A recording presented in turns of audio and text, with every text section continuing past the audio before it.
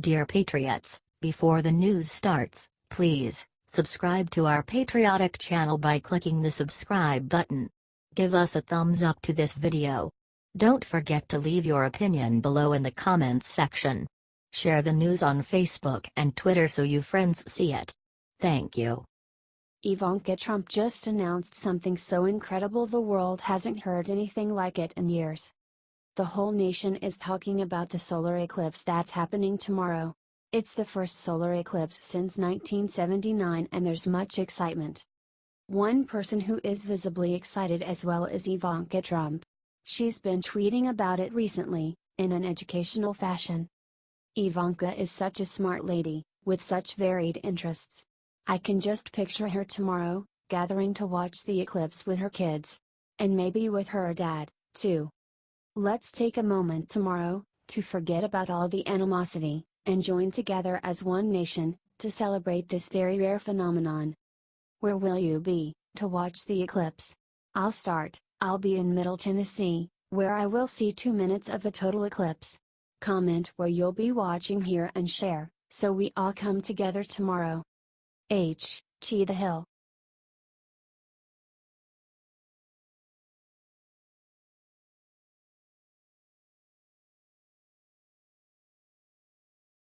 More Dems are going down. Yvette Clarke just got worse news ever. InHouse IT Scandal. Brothers, who were born in Pakistan and employed in our United States government as IT aides by congressional Democrats, including Debbie Wasserman Schultz, are under investigation by the FBI. They are Imran Awan, and his brothers, Abid and Jamal, as well as Imran's wife. Wasserman Schultz seems to have been at least complicit in much of what the Awans allegedly got away with in our House of Congress. But there's more Congress people who allowed their parent criminal acts to occur right under their noses. In 2016, one of the Awan brothers told New York Democratic Representative Yvette Clarke's office that $120,000 of office equipment was, well, just gone. And instead reporting this apparent gigantic theft, Clarke's chief of staff just signed a form, which simply removed the equipment from a house tracking system, such that it would not come up in any future audits. Oh, here's Clarke acting concerned about terrorism.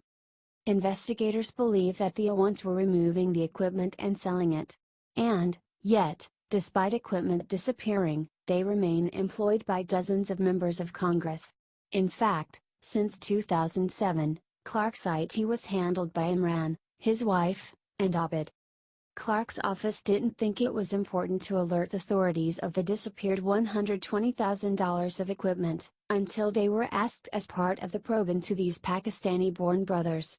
Maybe because Congress members can be personally liable for missing equipment? So, take one guess who ultimately paid the price for the loss? One clue, it's a taxpayer-funded office. Do you think these Democratic Congress people are at least complicit in what these criminals have allegedly gotten away with? Comment yes or no and please share, since the MSM is barely reporting on this scandal. The Daily Caller.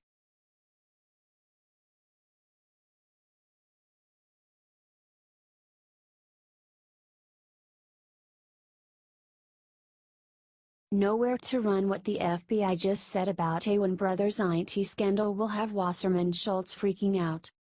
The FBI is beginning an investigation into whether several Pakistani American IT staffers employed by congressional Democrats, most notably Debbie Wasserman Schultz, were selling sensitive government data to hostile foreign governments, such as Russia or Pakistan. This is the one huge scandal in Washington that many mainstream media sources just refuse to talk about. It gets complicated, so let's break it down. A 2016 internal investigation shows that hundreds of thousands of dollars in government property had been stolen from congressional computer systems. The main suspects were 5 IT workers within certain Democratic congressional offices. The House Inspector General conducted an investigation and recommended that the Capitol Police conduct a criminal probe in October. During this investigation, data was found to have been removed from government networks and placed on off-site servers, compromising up to 80 offices. The IT workers did not produce the missing tech for investigators, and were fired in February 2017. all except for the alleged ringleader Imran Awan. Former DNC Chief Representative W. Wasserman Schultz kept Awan on her staff until he was arrested last month for unrelated bank fraud charges. The 5 staffers were paid over $4 million over their decade of work. Many, which included Awan, his wife, 2 relatives, and a friend, had little IT experience. Awan's brother was even convicted of a DWI 1 month before being hired. Wasserman Schultz, for her part, has defended Awan, saying he was only transferring data outside the secure network, which I think amounted to use of apps that the House didn't find compliant with our security requirements. She has also suggested that the investigation of Awan was due to racial and ethnic profiling. This story gets fishier and fishier. The new FBI investigation is more evidence that Awan and his crew were up to something, and the MSM's reluctance to cover this story is all the more strange. Liberty Writers has it covered though, and we'll be keeping everyone up to date with the latest, so stay tuned. Don't forget to share this out so everyone can stay up to date. HT New York Post.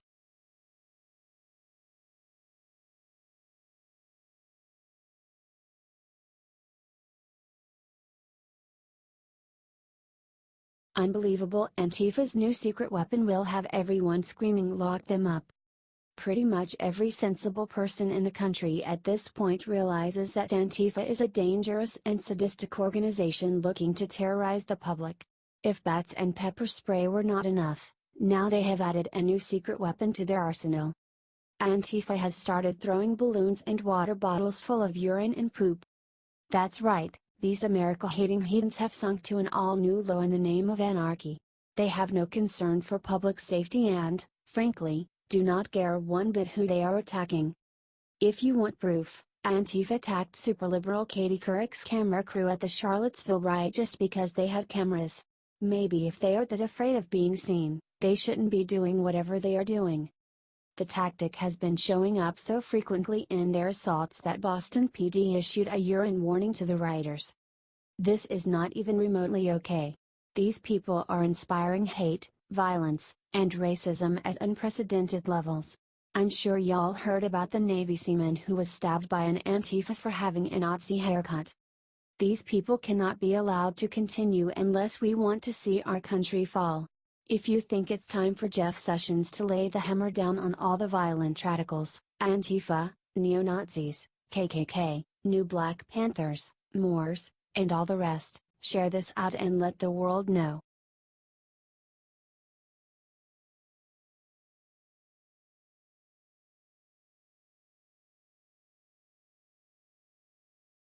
Right after girl gets picture with Mike Pence, an angry leftist mob does the unthinkable. Scripps College student Mackenzie Deutsch got a picture with Vice President Mike Pence and Republican Congresswoman Kathy McMorris Rodgers.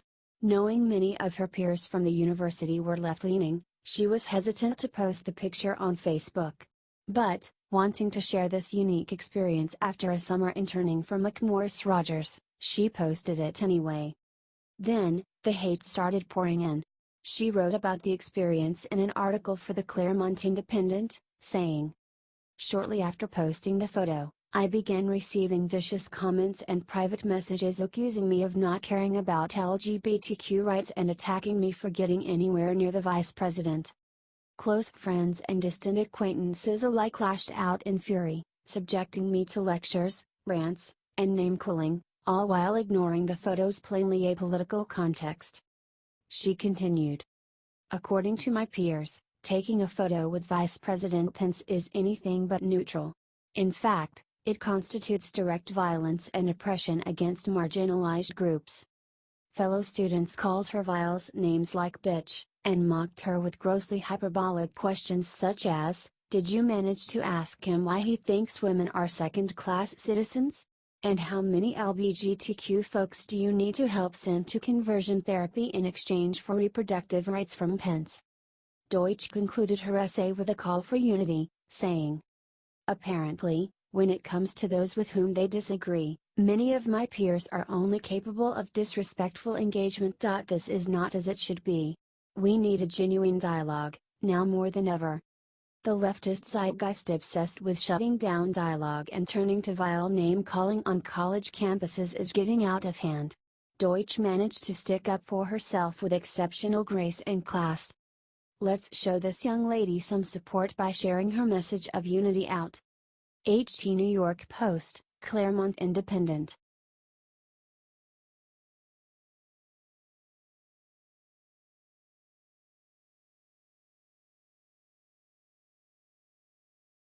He's back, baby. Trump's one big message as he goes back to White House will make all of his voters cheer. President Trump started heading back to the White House on Sunday after a tumultuous 2 weeks of working vacation in Bedminster, New Jersey. The media had been hounding the president the past week for his comments about the Charlottesville riot that left one woman dead. The president also dealt with increasing tensions in North Korea, and dismissed his chief strategist Stephen Bannon. Some of his supporters who may have been worrying the pressure would be getting to him, but one tweet Sunday evening should put them all to rest. Whoop! There it is. President Trump is back in the ring. If the media thought they had him cowed by falsely claiming he defended white supremacy, but he called them out. Here's a brief recap. President Trump came out and said many sides were to blame on Saturday, August 12. The White House specifically condemned white supremacy on Sunday, and on Monday President Trump himself explicitly condemned them again, saying, "Racism is evil, and those who cause violence in its name are criminals and thugs, including KKK, neo-Nazis, white supremacists, and other hate groups are repugnant to everything we hold dear as Americans." On Tuesday, the president again said both sides were violent. For some reason, the media, Democrats, and even some Republicans hysterically condemn the president for supporting white supremacy. This is, in part, what President Trump was talking about when he said the most dishonest fake news reporting. It's going to be great to have President Trump back in the Capitol, and we look forward to seeing what work he gets done. The biggest planned event so far is the president will be announcing his much-anticipated Afghanistan plan on Monday. Whatever else he ends up doing once he's back, we know he will be working hard for we the people. Give this a big share if you're happy President Trump's back at the White House and still working hard for US. HDCNN.